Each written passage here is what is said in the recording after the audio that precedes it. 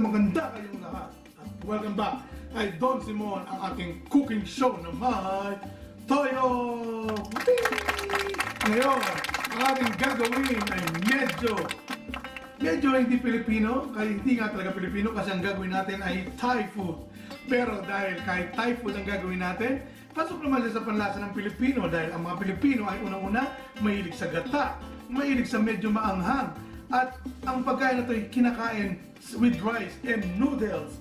So, kung na natin papatagalin pa, ang ating lulutuin ngayon ay Thai green curry shrimp. So, ang mga gagawin natin na ito ay simple lang. High five, Yuyu. Luluto na tayo, Yuyu. Boom! Go back there, Yuyu. Para jup. Tara na, samahan niyo ako. Boom! Wow! Ating mga gagamitin, ha? Ngayon, kita nyo naman, summer na pala, ay hindi pa pala, pero parating na, kaya kita nyo yung buko, ready na siya. Pero bago yan, ang mga gagamitin na ito, tingnan natin dito, lumapit ka, liga dito, siyempre, ang una natin papakita ating bida, ang ating shrimp hipon. At ang ating mga kailangan kasama with the hipon, siyempre, dahil Thai green curry shrimp nga, ang ating green curry paste.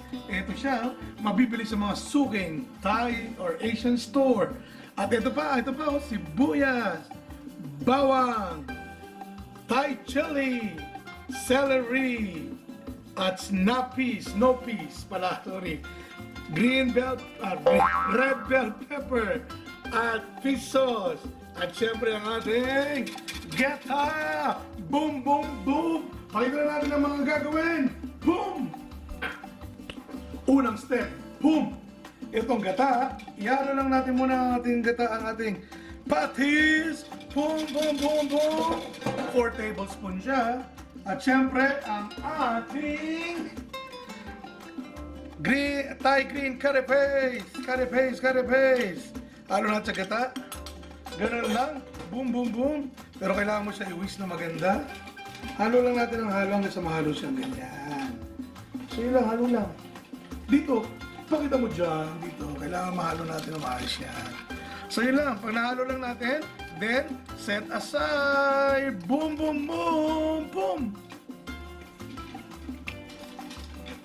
Mommy, why you left my makeup sit in the car?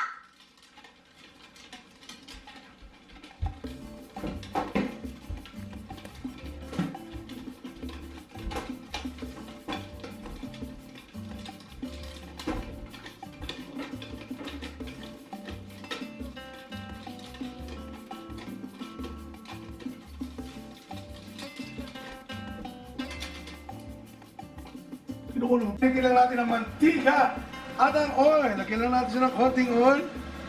I-stir pa lang natin mabilis ang ating shrimp at iba pa mga ricado. Papakita ko sa inyo. Papatagalin pa ba? Mainit na mantika. Naku, kikisi ito. Ilagay na natin ang ating shrimp agad-agad. Yan, mainit-init. Una na ang shrimp at ang ating bawang kasabay na yan. Boom! Stir fry lang natin ng ganyan, yo. Ganyan lang, man. Ganyan lang, yo. Yes, baby, it's hot. Stir fry na natin ng ganyan siya. Boom. Kailangan talaga mainit. Boom, ang ating sugpo. Sugpo na ba to? Tingin ko papasa na sa size ng sugpo. Pwede na rin, pero hipon niya. Nakapansin nyo, sinama ko na yung shell at ulo kasi magandang flavor niya. Usually yung iba dito, ginagamit pa nila yung cleaned na, wala nang shell, wala nang skin, wala na rin ulo. Pero kasi ang flavor nito, lalo kung ganyan, may gata, masarap yan. Pag medyo nagpupula-pula na yung shrimp ng ganyan, yan, ito pang isa. Pwede na natin dagdagan ang ating mga vegetable. Sabay lang gisa-gisa, sabay na natin sibuyas, celery, bell pepper, at ang ating snap peas. Mamaya na ang ating sili, pang ibabaw. Kasi itong ating chili paste na ginamit, consist na siya ng lemongrass, chili, at pepper, at iba pa mga Thai ingredients. Yun lang, boom. Sutay pa natin ng konti. Ganun lang kabilis, di ba? So napakadali lang, ang preparation lang, medyo kukuha ka ng konting time, hindi pa rin matagal. Yung paghiwa rin ng mga vegetable niya, madali lang. Yun. So basically, ang method lang na gagawin mo, stir fry lang talaga. Oh. Very quick lang, oh, di ba? Ayan. Pag almost ready na siya na ganyan, halos pula na siya lahat. Hindi mo siya papakalutuin kasi kailangan medyo malutong pa rin ibang gulay mamaya.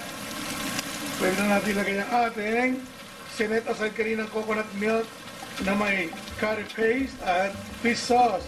Pum pum pum. Ganun lang. Ganun lang kabilis. Ganun lang talaga ang ating Thai green curry paste shrimp.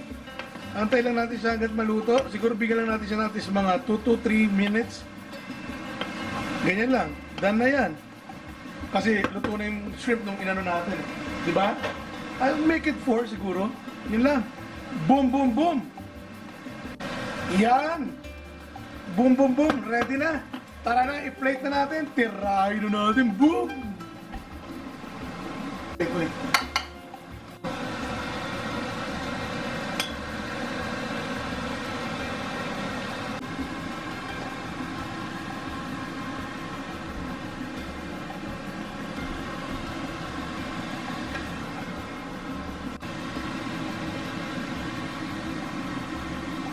I want to be like him with her.